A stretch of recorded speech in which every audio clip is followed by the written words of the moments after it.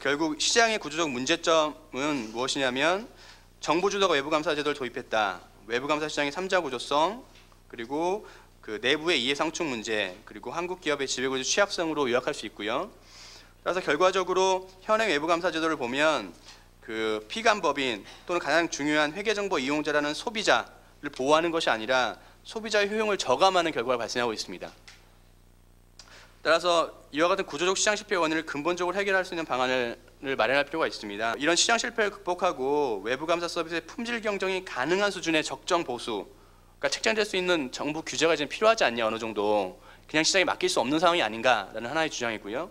또 하나가 회계정보 이용자가 실질적으로 정보를 이용하고 다양한 의사결정을 하고, 그리고 법에 의한 외부 감사인 또는 피감법인에 대한 손해배상 청구권까지 가짐에도 불구하고 그 외부 감사인을 선정하고 회계감사 계약을 체결하는 과정에서 적극적으로 참여하는 것이 맞는데, 그렇게 참여하도록 하는 것이 이런 시장 실패를 해결하는 데 적합한데 현재 그렇게 안 되고 있다. 따라서 이렇게 적극적으로 참여할 수 있는 제도적 장치가 필요하다라는 이 두 가지 어떤 결론을 도출하고자 3자 구조성을 우리가 봐야 되는데, 지금 현재 회계감사 계약은 단순히 그 외부 감사인과 피감법인 사이의 위임 관계, 위임 계약으로만 보고 그 전자에서 규제를 만들기 때문에 뭔가 갭이 생기는 현상들이 발생하고 있다. 그래서 거듭 말씀드리지만 회계정보 이용자가 와의 관계까지 고려한, 그 사람들의 참여권까지 보장한 어떤 개선 방안, 규제가 마련되어야 한다는 점의 근거로서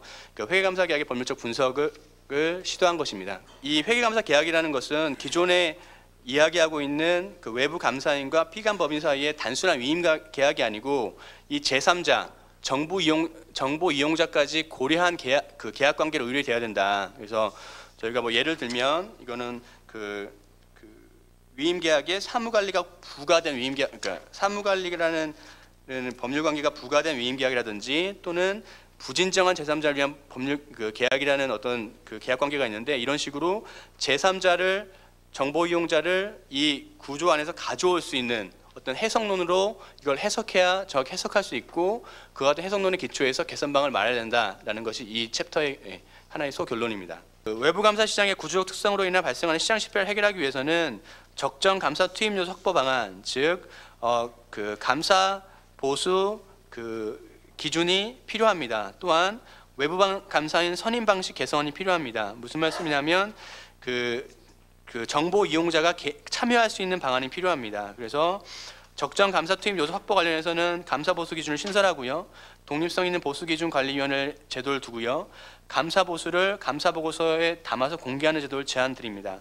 따라서 이와 같은 개선 방안을 앞서 제가 뭐 길게 말씀드린 취지와 내용으로 적절히 수립 실행한다면 많은 분들이 우려하는 것처럼 공정거래법이나 행정규정법에 위반되지 않을 수 있다는 점을 다시 한번 강조해서 말씀을 드립니다. 자유선임제 이 내용이 사실은 우리가 전에 안 해본 게 아닙니다. 1982년 이전에 이미 시행을 해서 배정제로 해왔었습니다. 그러다가 이제 자유선임제를 뭐 감사인의 전문성을 제고한다, 뭐 경쟁체제로 해서 조직화를 유도한다, 이런 명분에서 이제 도입을 한 것이거든요. 그러니까 배정제, 지정제라고 하는 형식을 사실은 예전에 우리나라가 제도화했었고, 그리고 그것은 그 당시에 뭐 우리 한국만 고의적으로 한 것이 아닐 거라고요.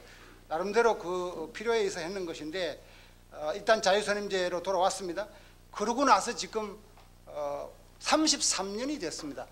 한 세대가 넘도록 했는데 오늘날 국제적인 평가에서 우리가 61개국 중에 꼴찌라고 하는 그런 사실에 이제 봉착했으니까, 우리가 이제는 정말로 획기적으로 이번 기회를 이용해서 계속 말만 하고 매년 넘어갈 게 아니라 정말로 새로운 변화를 기해야 된다, 이런 생각을 하고요. 연구에서도 학자들의 연구에서도 많은 지정제가 자유선임제보다 감사 품질을 높인다는 실증 연구가 많이 있습니다.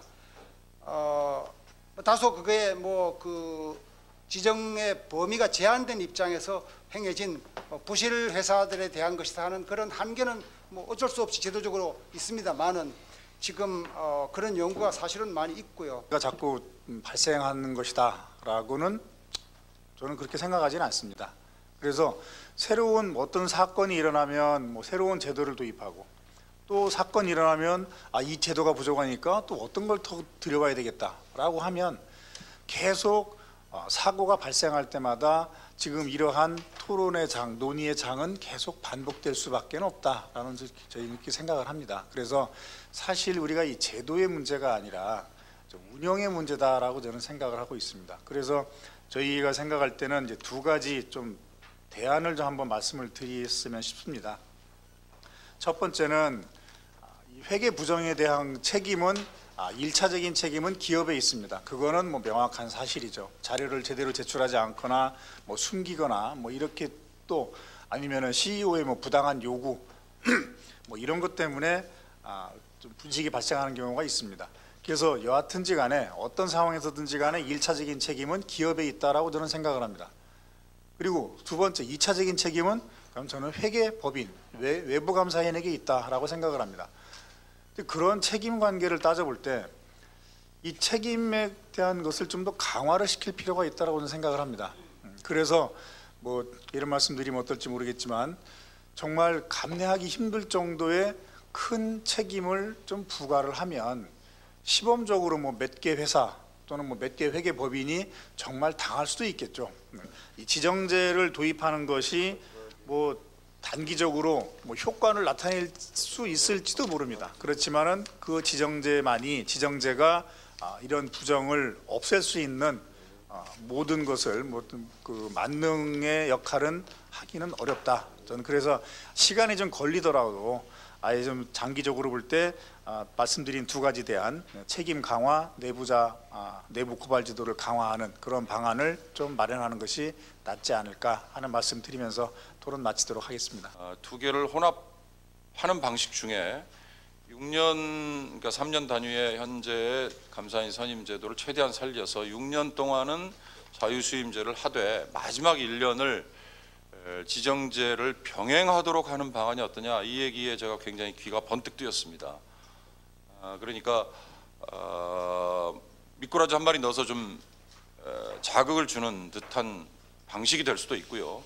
그러나 문제는 이거 역시 당연히 기업들이 반발을 하죠. 비용이 2배로 뛸 수밖에 없으니까. 그러나 제가 아까 모두에 말씀드렸듯이 기업이 투입하는 비용에 비해서 얻는 베네핏이 더 크다면 그건 얼마든지 취할 수 있을 거라고 봅니다. 그리고 기업 입장에서 감사인 선임 비용이 기업의 전체 신뢰를 끌어올린다면, 더군다나 상장 기업 그리고 코스닥에 등록된 기업 또 금융회사 이런 것들이라면 훨씬 더 얻는 게 많다. 그런 점에서 저는 이런 6+1이지만 단순한 6+1이 병렬적인 게 아니고 마지막 1년은 이 지정수임제를 같이 병행을 해보면 어떨까. 그래서 이게 정착이 되면 조금 더 짧아질 수도 있다라고 저는 생각했습니다. 우리나라가 아까 뭐 계속 반복되는 얘기지만 코리아 디스카운트 문제가 현실적으로 굉장히 더 심화되고 있고, 그런 게 기업의 그 어떤 자본 조달 비용에 불리한 영향을 미치고, 그들이 해외에서 기체를 할 때나 할 때 한국에 대한 신용도가 나빠지기 때문에 금리의 어떤 금리 리스크가 발생해서 금융비용이 높아져요. 그리고 우리나라 기업이 일반 선량한 기업들도 한국의 회계 신용도가 높아진다면 결국은 장기적으로 기업들의 입장에서도 금융비용이 낮아져서 혜택을 얻을 수 있어요. 그런 측면에서 본다면 감사비용 이건 얼마 안 되는 겁니다. 우리나라 회계가 뭐 IMD 조사에서 꼴찌를 했다는데 도대체 왜 꼴찌냐? 재무정보의 회계정보의 투명성, 회계 및 감사죠. 감사의 신뢰도가 꼴찌인데 회계 문제는 저는 아닌 것 같아요. 왜냐하면 IFRS 어느 후진국들보다도 일찍 도입했어요. IFRS 성공적으로 정착돼서 6년 동안 잘 되고 있다고 얘기를 해요. 그러면 회계 기준의 문제는 아니거든요. 적어도 재무제표의 신뢰성 문제와 관련돼서는 회계 기준의 문제는 아닌 작성자의 문제와 그렇지 않은 회계 감사인의 문제, 내지는 또 좀 포괄적으로 보면 정보 이용자들의 문제인데, 이 세 개의 이해 당사자들이 각각의 다 문제점을 가지고 있는 건데, 작성 책임자, 감사인에 대한 징계를 강화하는 거 저 기본적으로 동의합니다. 정보 이용자들에 대한 방안을 어떻게 할 거냐. 제가 아까 말씀드린 것처럼 정보 이용자들도 의사결정 과정에 참여하게 하거나 어느 정도 기본적인 코스트를 부담하게 함으로써 이해를 관심을 촉구시킬 수 있는 그런 그 장치를 좀 이번 기회에 같이 도입해. 회계 법인의 독립성을 높이기 위한 여러 가지 방안들이 상당한 부담이 있을 거라고 생각은 됩니다. 그렇지만 지금 자유선임제가 도입이 되고 나서 30년이 지나는 사이에 또 IFRS가 성공적으로 도입됐음에도 불구하고 우리나라의 회계 투명도가 전 세계에서 꼴찌 수준에 이른다라고 하는 것은 뭔가 장기적으로도 큰 노력이 있어야 되겠지만 단기적으로 반드시 어떤 사회적 합의를 통해서 제도의 개선이 있어야 되는 것 아닌가 이런 생각이 들고요. 아까도 처음에 말씀을 드렸지만 이런 것들이 제도에 잘 반영되게끔 하기 위해서는 그러면 그 회계 법인의 입장도 그다음에 금융당국의 입장도 그리고 회사의 입장도 잘 반영을 해서 사실 큰 합의를 이뤄내야 되는 게 맞다고 생각이 됩니다. 이미 분식의 개연성이 높은 기업에 대해서 확정적인 의심을 가지고 감리에 착수를 하더라도 보통 6개월에서 1년 이상이 걸리게 되거든요. 그러면 의도적으로 회사가 분식의 사실을 숨기고 그리고 일반적인 감사를 통해 가지고 짧은 기간 내에 사실 이 모든 것을 밝혀내고 적정한 감사 의견을 준다는 게 사실 물리적으로 굉장히 어려운 한계점을 가지고 있습니다. 그런 면에서 저도 이 최초의 정보를 생산하고 있는 기업과 그 기업의 이 정보 생산 담당자들에 대한 가혹하리만큼 큰 벌을 줘서 경종을 주는 거 필요하다, 예방 필요하다 이런 생각이 들고요. 공정거래위원회도 그다음에 금융위원회도 금융감독원도 우리나라의 회계 투명성을 높이기 위한 전반적인 모든 노력을 다 기울여야 될 때가 아닌가 그런 생각이 듭니다. 그러니까 우리 사회의 대부분의 회사들은 정말 좋은 투명한 회계 시스템을 가지고 잘할 거라고 생각합니다. 그럼에도 불구하고 그렇게 분식 회계를 하고 사회적 비용을 낭비하게끔 하는 그 한 명, 그 하나를 발견함으로써 전체적으로 회계 투명성을 높이는 것, 그것 때문에 오늘 우리가 이 자리에 모인 거 아닌가 싶습니다.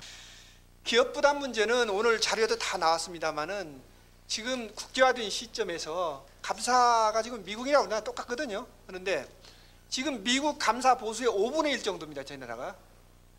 일본의 한 3분의 1 정도 이 정도 되고 있는데 가격을 5분의 1 받으면서 감사를 동일한 기준으로 해달라는 것은 시장 경제에서 있을 수가 없는 얘기입니다. 이거는 시장이 이미 실패했다고 봐야 됩니다. 그런 문제 측면에서 나름대로 조금 이 부분에 대해서는 선택의 문제인데 기업이 좋은 감사를 받을 것인가 아니면은 지금처럼 계속 갈 것인가 조금 부담을 덜 것인가 하는 선택의 문제입니다. 두 번째 글로벌 스탠다드의 문제는 이거는 회계 감사 제도의 생태계의 문제라고 저는 봅니다. 미국이나 EU는 이 생태계가 조성이 되어 있어요. 좋은 감사 받으면은 타인 자본 의존, 타인 자본 비용 낮아지고 자본 조달 쉬워집니다. 자기 브랜드 밸류 높아집니다. 그래서 다 이득이 됩니다. 우리나라는 그게 잘 안 되고 있어요. 우리가 지금 배정제 폐지한 이후에 34년이 됐는데 오히려 지금 생태계가 더 나빠지고 있습니다. 그래서 이번에는 무엇인지 글로벌 스탠다드와 조금 먹은다긴 하지만은 생태계 보건 차원에서 당분간은 좀 우리 방식대로 조금 해나가자 하는 것이 지금 제한되고 있습니다. 이것도 선택의 문제입니다. 이것도 안 하면 갈 수는 있어요. 그런데 우리나라 회계 투명성 문제는 영원히 해결이 안 될 가능성이 있습니다. 그래서 어떤 형태든지 지금 제도의 개선은 필요합니다. 이렇게 세미나를 해주신 조세일보 황 사장님, 그다음에 박찬진 의원님 감사드리고요. 후원해주신 상장사협의 공인회계사회 중소회계법인협회 감사드립니다. 무엇보다도 오늘 참석해주신 모든 참석자 여러분께 감사를 드리면서 세미나를 마치도록 하겠습니다. 감사합니다.